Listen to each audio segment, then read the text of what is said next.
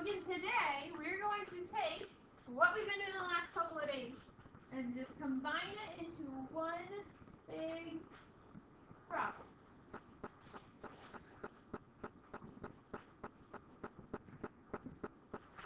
So if we take a look here, it says a clothing company makes jackets and pants.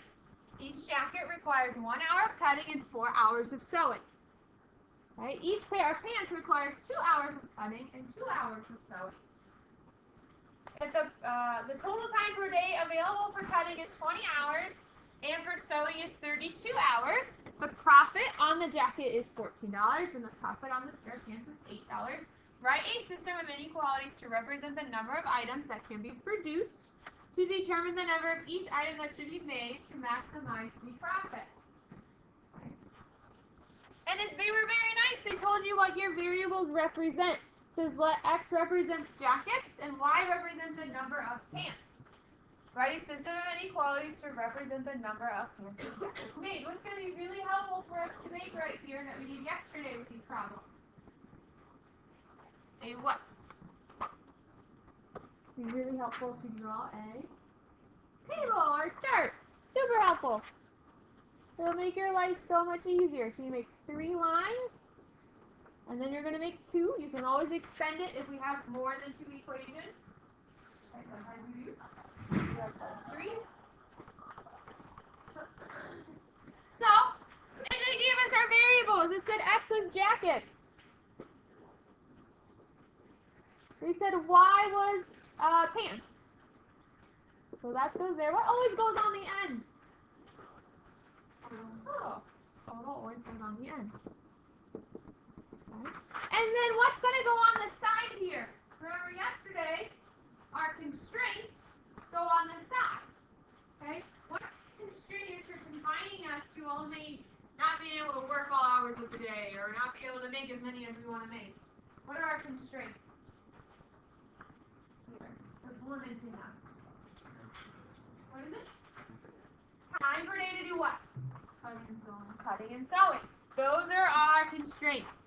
Time for cutting and time for sewing. We can't cut for hours and hours and hours on end, day in, day out. We can't cut or sew for hours and hours and hours on end. Okay? Those are our constraints. And then we fill in our table. How many total hours are we confined to for cutting? 20. How many total hours are we confined to for sewing? 32. Okay. How many hours does it take to cut a jacket? 1 hour. How many hours does it take to cut for pants? 4. How many hours does it take to cut for sewing? Or cut for sew for a jacket? 2 hours for what? There are 2 hours for pants. Okay, good. 2 hours for pants for cutting. How many hours for sewing for a jacket? 4. And how many hours to sew for pants? And you just made your equation. You just have to add your variables. Everything in this column gets an X. Everything in this column gets a Y. What are we doing in between our X and Y's? We're adding. We can't go over 20 and 32. So what symbol do we put? Less than or equal to. And there you go. There are your inequalities. Just like we did yesterday. I'm going to write them outside the box because, unlike yesterday, we need to graph them. So we got, one of them was 1x plus 2y is less than or equal to 20. And the other was 4x plus 2y is less than or equal to 32. Okay.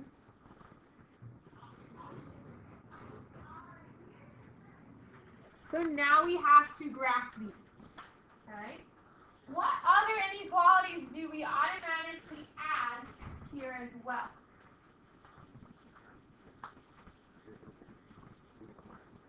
Good. Because we can't have negative things. We're not allowed to have negative pants and negative jackets. So we always have to remember to put those inequality as well for our system. So don't forget that. Always add those ones. I'm going to write them on there as well. So I'm going to write x. Has to be greater than or equal to 0. Y has to be greater than or equal to 0 because we can't have negative things. So those are all the inequalities. And I have to graph them on our grid. I'm going to graph x's greater than or equal to 0 first. So here's the x. We just go to the x-axis and highlight it. Because that's where x is 0. You go to the y-axis and highlight it. Because that's where y is 0. So you just highlight your axes. Can't go past those because you can't get your things.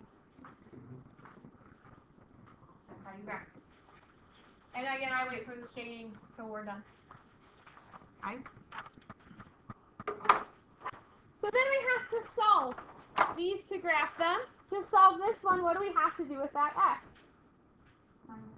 Good. Subtract x. So we get 2y is less than or equal to negative x plus 20. Then what do we have to do with the 2? Divide by 2. And we're going to divide everything by 2. So y is less than or equal to, technically what's in front of that x? A 1. Okay?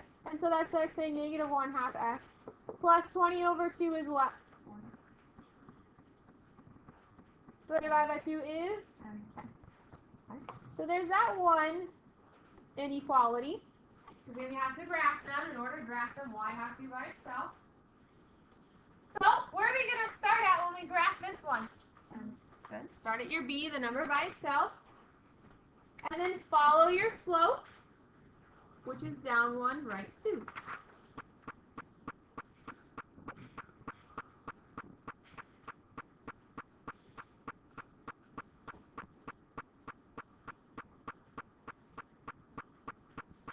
There we go. And connect.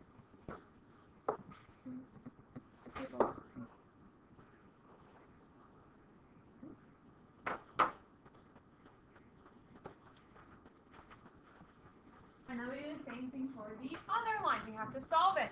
In order to solve this other line, what do we have to do with the 4f?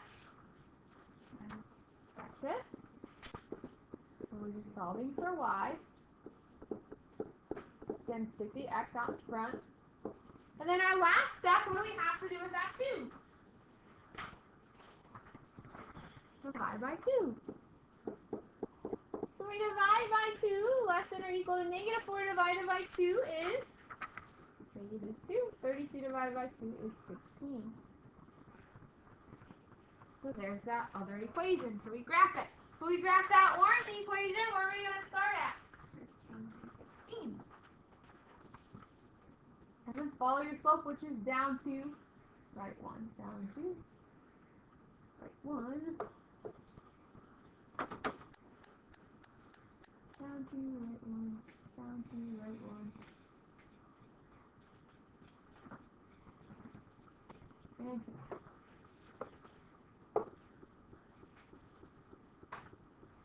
okay, your line should look something like this. Okay. So we graphed all of our lines. Technically, how many lines did we graph? How many inequalities did we graph? 4. Very good. We graphed the purple one and the orange one, but we also graphed these two.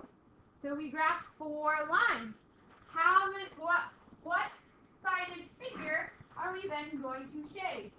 4-sided. We graphed 4 lines. We're going to graph or shade a 4-sided figure, and the figure is made up of all 4 lines. So yes, here we have a triangle, but it's not made up with this bottom line. Yes, here we have a triangle, but it's not made up of this y line. So the figure that we're going to shade, in yellow, is this figure right here. It's made up of all 4 lines. So the y-axis, the x-axis, the orange line, and the purple line. It's a 4-sided figure. And another helpful hint, we have 4 lines, so our figure is going to have 4 vertices. Okay? So here's 1. Here's 1 vertice, 1, 2, 3, 4, where they intersect. Just like we did on Monday. Okay? So we know we shaded the right area. Okay? So today we did B. We're going to list the coordinates of our feasible region. Give me one of those vertices of that feasible region, that figure we just shaded.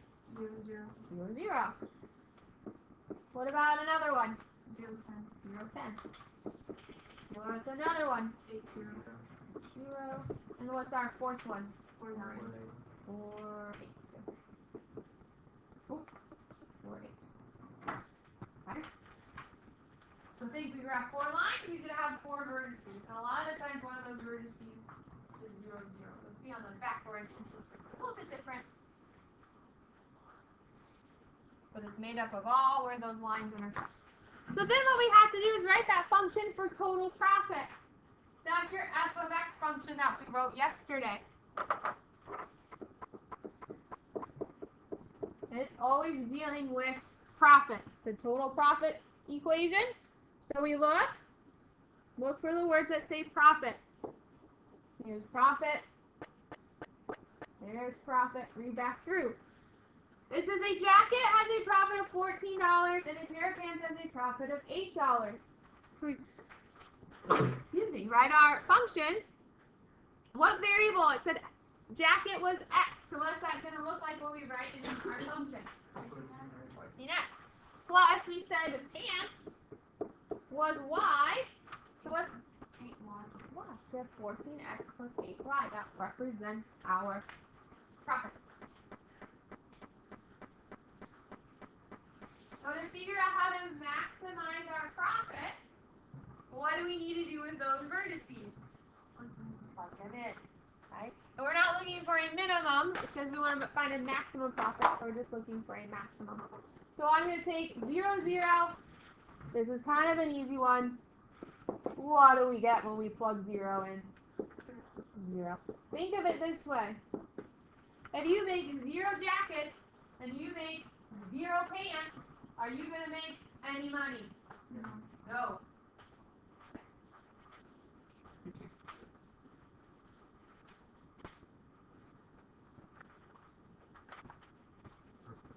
Not right now. I'm just talking about teaching.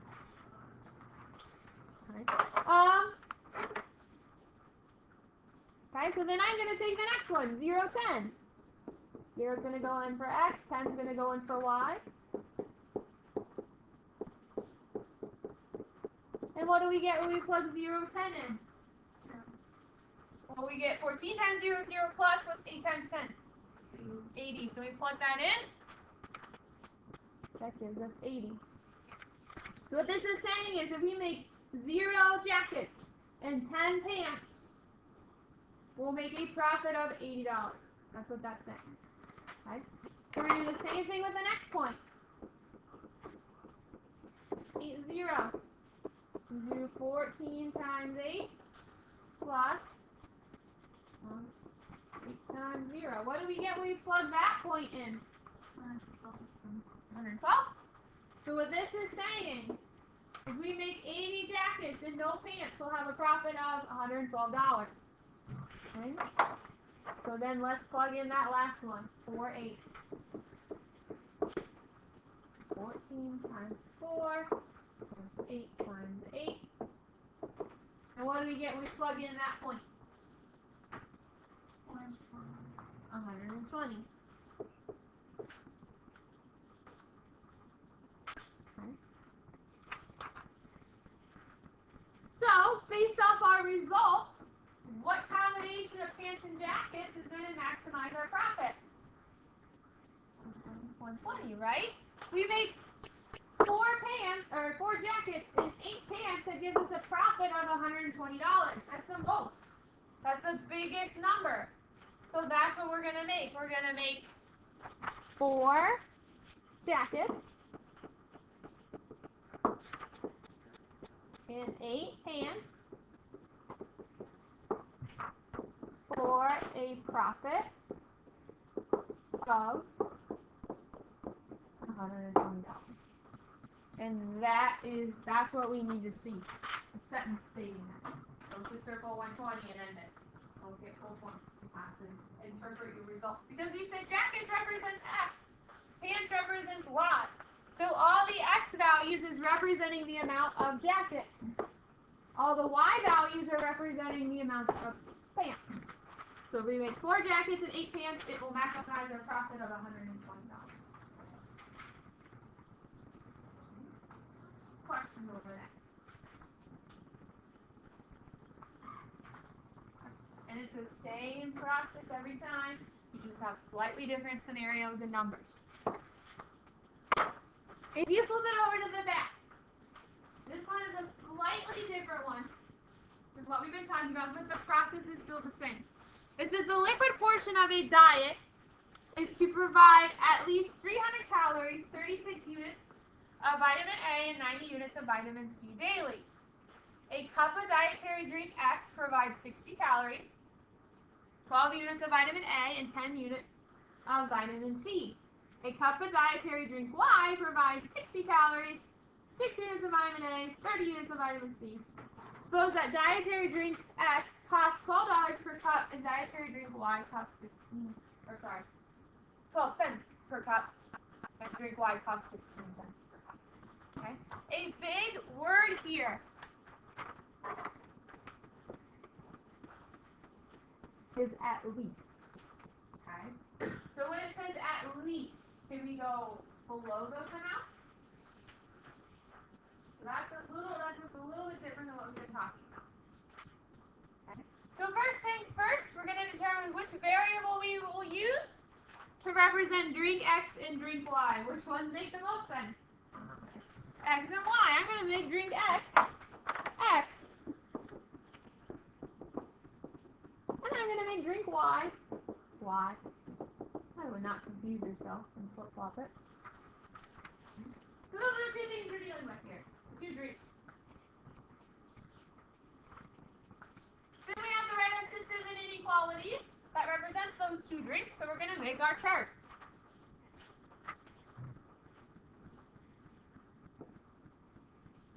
We've got 3 lines, and again, I'm going to make 2 to start with. You can always make more rows if we need to. What goes here in these first 2? Our variables. Our drink X and our drink Y. What always goes on the end? Total. What goes on the sides? Or what? Our constraints. It's limiting us from doing whatever we want to do. So we look back. What are our constraints? Calories, right? We can't just, we can't, there's a limit on calories. We put 100 calories in a drink? Are we allowed to do that? No, it's limiting us. We have to put at least 300 calories. So calories is a constraint. What else is constraining us or limiting us? Vitamin A and vitamin C. We have 3 constraints on this one. So how many inequalities do you think we're going to have? 3. Vitamin A, vitamin C. That's what's constraining us. We can't put whatever amount we want to put in. You have to have a minimum amount. So that is a constraint. We're used to dealing with maximum amounts. It's still a constraint because we can't put in less than a certain number. So then fill in your table. How many total calories do we at least have to have in each drink? 300. Okay. How many minimum calories of vitamin A do we have to have? And what's our total for vitamin C? 90. Okay. For drink X, how many calories for drink X? 60. How many calories for drink Y? Well, for vitamin A for drink X. Well, what's vitamin A for drink Y? Vitamin C for drink X. And vitamin C for drink Y. You just made your equation. Alright? We put an X And all of these, because it's in the x column. We put a y next to all of these, because it's in the y column. And what are we putting in between? Plus sign. This is where it gets a little different. Yesterday I said 99% of the time, you're going to put a less than or equal to sign. Well, here's that 1%, okay? Because we can't go below 300. We can't go below 36. We can't go below 90 because it has to be at least. That's the minimum amount we're allowed to have. So what symbol are we going to put this time around? Greater than or equal to. So if it says at least, you put greater than or equal to in the word in your equation. And the problem that says a maximum or at most, then you put less than or equal to. Most of the time you deal with maximum amounts. Okay? This is just in a situation where you need to see where it has greater than or equal to. So we have our equations. I'm going to write them out. We have 60x plus 60y is less than or greater than or equal to 300. We have 12x plus 6y is greater than or equal to 36. And I'm going to make more room, so I'm going to write it down here. Then we have 10x. Oh, that's not going to be that. I'll write it over here. Write it in blue. Then we have 10x plus 30y is greater than or equal to 90. Okay? We have to graph those. What other two do we have to include? Yes, because you might be thinking, well, we already are given our minimums. We can't go below 300. Well, that's for the entire equation. So you can still have 0 of one thing. The total amount in that equation can't be below 300. So you still can't have a negative amount of vitamin A. You can't have a negative amount of calories. You can't have a negative amount of vitamin C. So we still have to include x is greater than or equal to 0 and y is greater than or equal to 0. We still have to include those. So I'm going to draw those on here. I'm going to put them in a different color. 1, x is greater than or equal to 0. Dark. Y is greater than or equal to 0. So highlight your x and y axis because that's what's representing the x is greater than or equal to 0 and the y is greater than or equal to 0. And then we have to solve these equations to graph it. To solve this one, what do we have to do with the x? Subtract it. So if we get 60y is greater than or equal to negative 60x plus 300, then what do we have to do with the 60? Divide.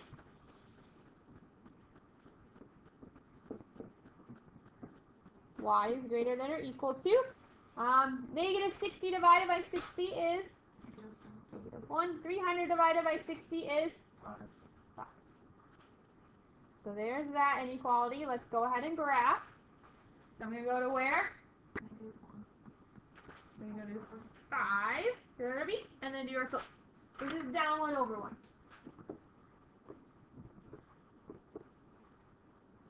And graph.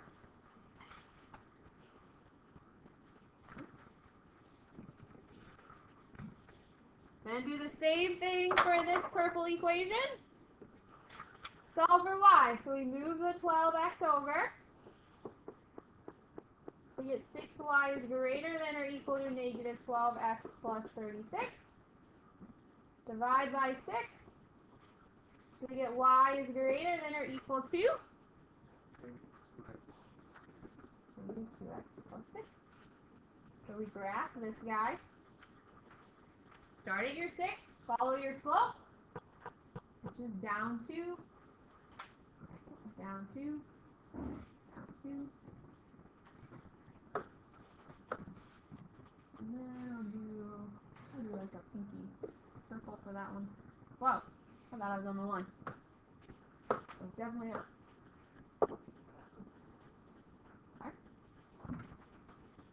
Okay. Alright. Then we have this third one we need to graph. So again, same thing. Move that 16x over. So we get 30y. That was a 10. Sorry, move that 10x over. We get 30y is greater than or equal to negative 10x plus 90. Divide by 30. We get y is greater than or equal to what's negative 10 over 30. Negative 1/3. X. And then 90 divided by 30 is what? 30. So we graph that equation. Start at 3. Follow your slope. Down 1. Right 3. Down 1. Right 3. Down 1. Right 3 and connect.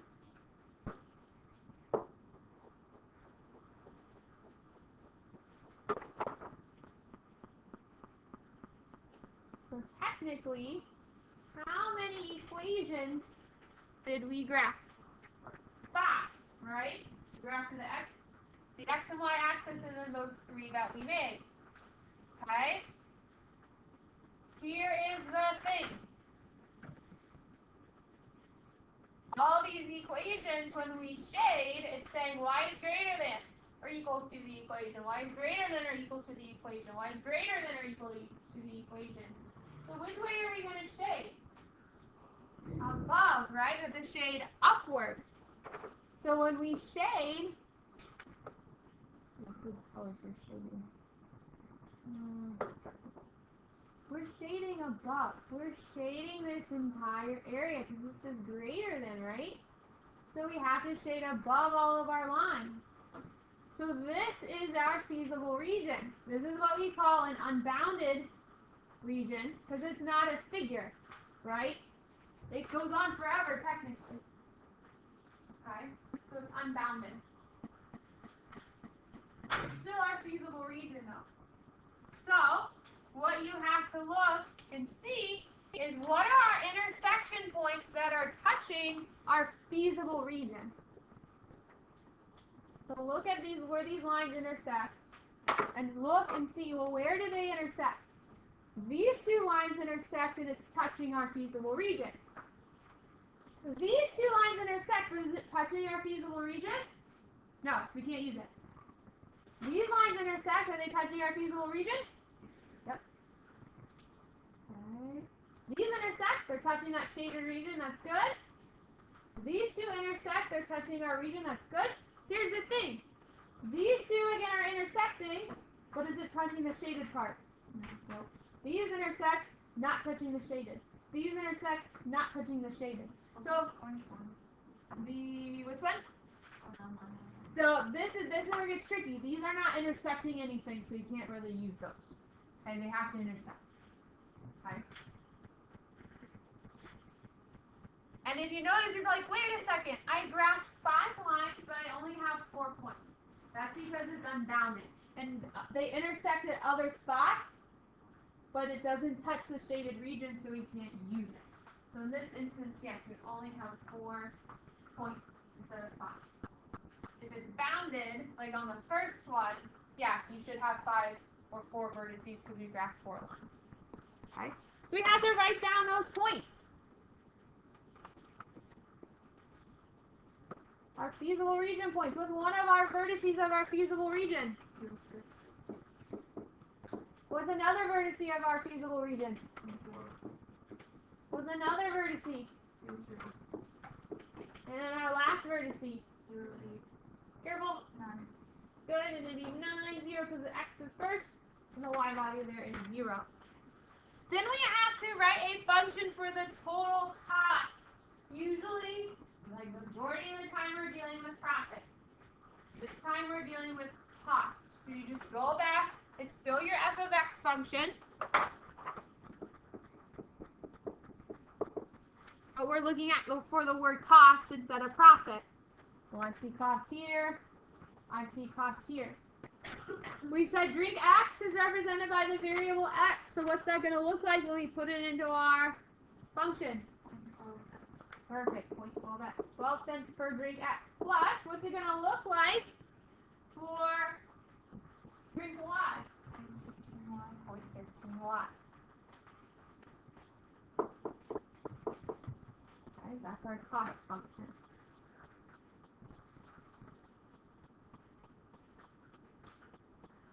And then for F, it says determine how many cups of each drink must be consumed each day to minimize the cost, but still meet the daily requirements. Minimize. Right? So when we plug in those points, are we looking for the biggest number or the smallest number? The smallest, because we're trying to minimize our cost. So we want the least cost as possible to make this drink. Okay? So, same thing. We take our points, plug them in. I'm going to plug in 0, 6.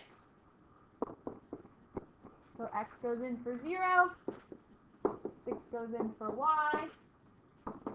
And what do we get? When we plug that in. 0.9. Everyone agree with 0.9? 90 cents. Okay. I'm going to take 1, 4 and plug it in.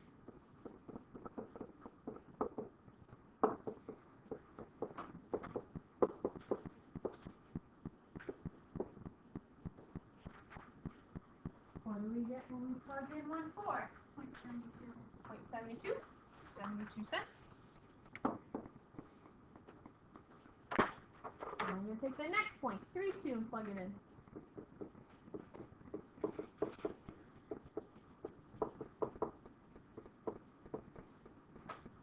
Now what do we get? 66 cents. And lastly, plug in that last point. 0.12 times 9 plus 0.15 times 0. What do we get?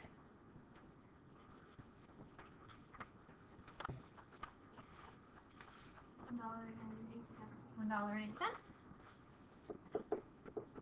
Okay. So again, how we would interpret this, if we make 0 drink X and 6 drink Y, we'll have a cost of 90 cents.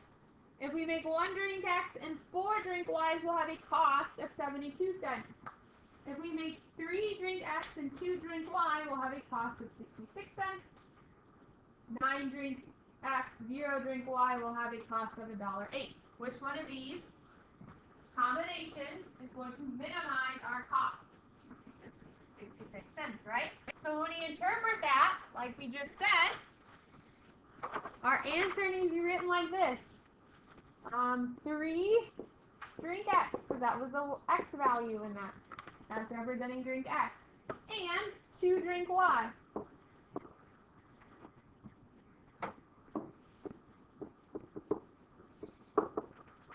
For a cost of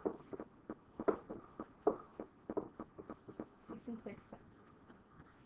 Just put a 0 in front of it.